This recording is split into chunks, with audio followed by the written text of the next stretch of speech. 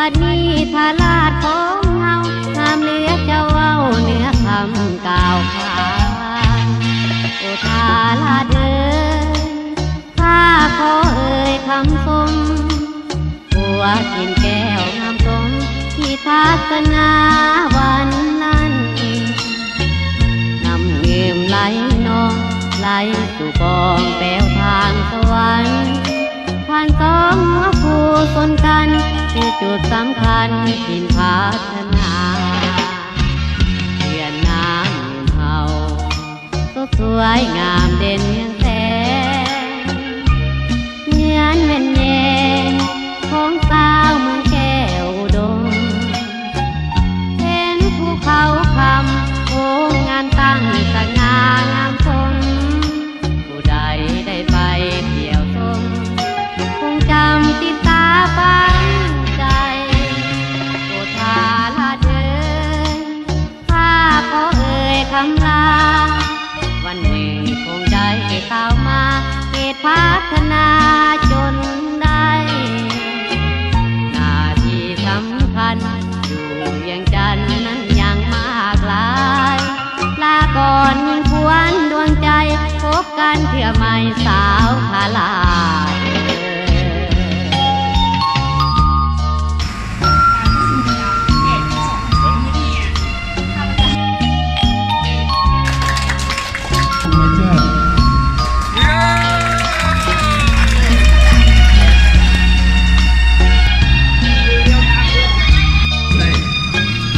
แย่งแล้วนี่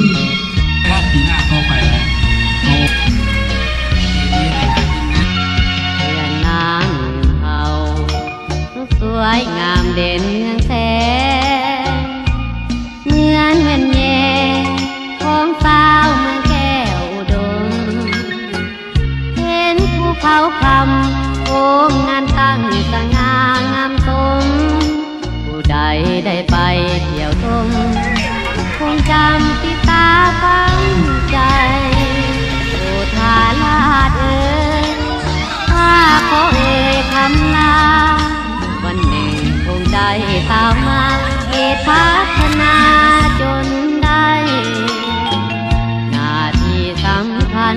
อยู่เวียงจันทน์นั้นยังมากหลายลาก่อนมีควันดวงใจพบกันเพื่อไม่สาวทาลาด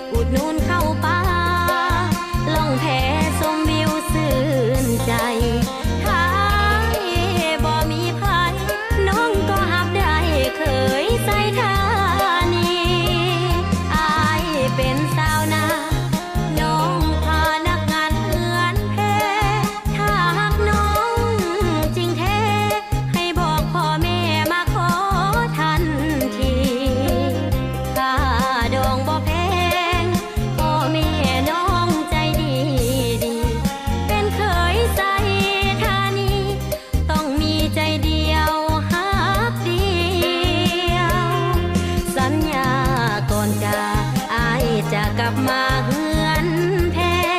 น้องหักอายจริงแท้สายอื่นบ่แค่บ่เกี่ยว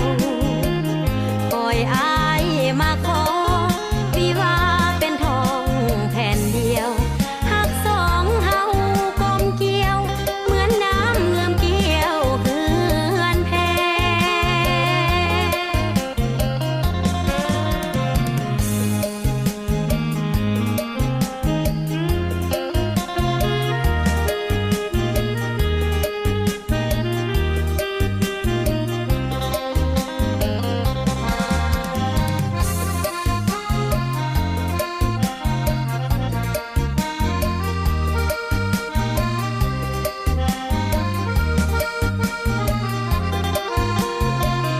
อายเป็นสาวนา